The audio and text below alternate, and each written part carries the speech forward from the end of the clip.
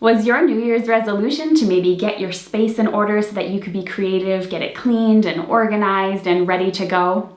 I'm sure you're not alone.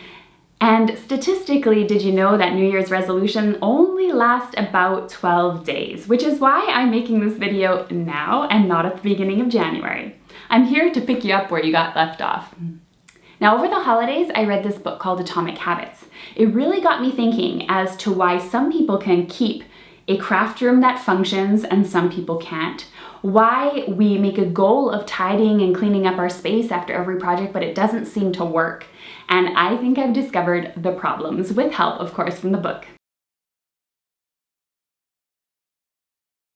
I'm pretty sure that not everyone has the goal to have a Martha Stewart-looking craft room, and nor is it possible to everyone. But of course, I'm sure all of us want that basic function of being able to find the things we want to work with and get something done. The thing is that winners and losers actually have the same goal. So as much as all of us, I'm sure, have this same goal, there are going to be people that are able to achieve it and people who aren't able to achieve it. Let's take a look at why. Now, how many times have you put things in your craft room away? You've tidied up, you've organized, you've purged, you've decluttered, whatever you want to call it. If you've summoned up the energy to tidy and clean your space, you have a beautiful space. For now.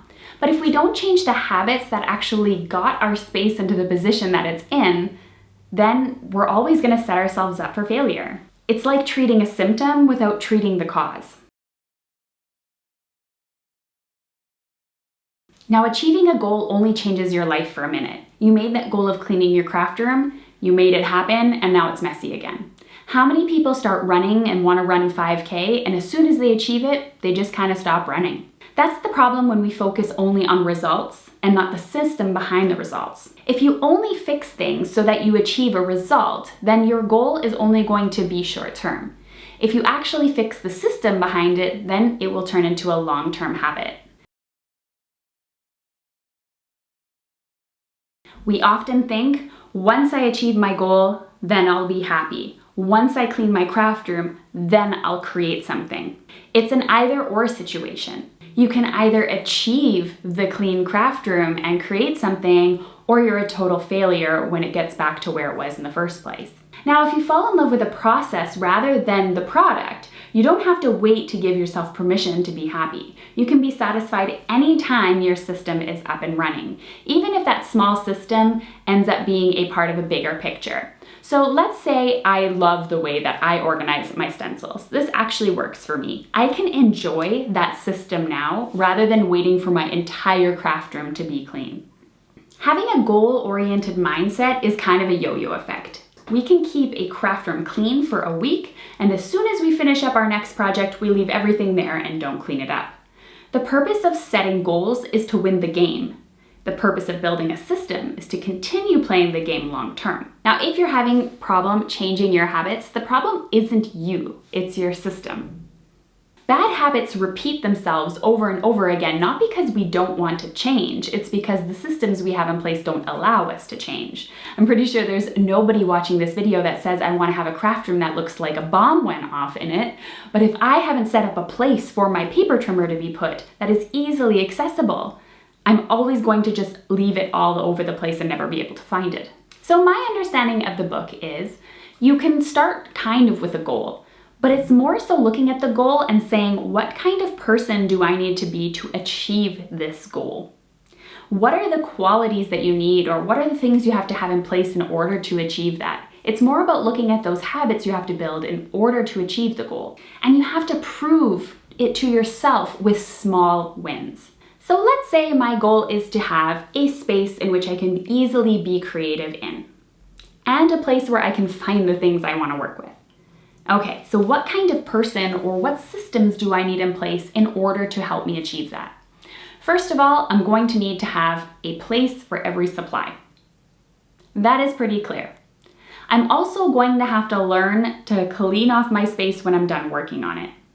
Or maybe I'm gonna have to stop starting 10 different projects and work on one from start to finish. Everything's gonna be a little bit different for everyone, but take that goal and break it down into what do you need to be? What type of person do you need to be in order to achieve it? What type of systems do you need to have in place? And then you're gonna have to celebrate small wins. That I'm only gonna work on one project at a time. Or when I finish making my card, I'm gonna put the supplies away. Or maybe you have to even do smaller. I'm always going to put my paper trimmer back in this exact spot and celebrate that win. Whether it's a personal reward for yourself or just a feeling of personal satisfaction. I can also suggest downloading something like a habit tracker on your phone. Something that gives you a little bit of a checkbox every time you do it and keeps track of how many days you were able to keep it organized. You know, that kind of thing. Those things help. Each one of those reward systems, though, is gonna look a little bit different for everyone. I know there's gonna be people sitting there and thinking, but all of this is gonna take such a long time, and that's time away from my creative process. I've organized so many times and it just doesn't help. Well, if you develop some good habits, it's going to allow you to be creatively free. Someone who has a place for every tool, and it doesn't have to be a pretty place for every tool, is going to easily be able to find things and craft quicker and faster, more efficiently, and become less frustrated. There are so many people who say, I've bought a stamp set 2-3 times without even realizing it. If you have a space set up and a system set up to help you keep track of what you already own, you're not going to do that if that's your problem. It's only by changing those fundamentals of your creative life that are going to allow you to be more creative and have time for that. Now, when you have your habits under control and established, that is when you're going to have the mental capacity to create more, to maybe take on some new challenges, and to be able to just be creatively free. Building your habits now allow you to create more in the future.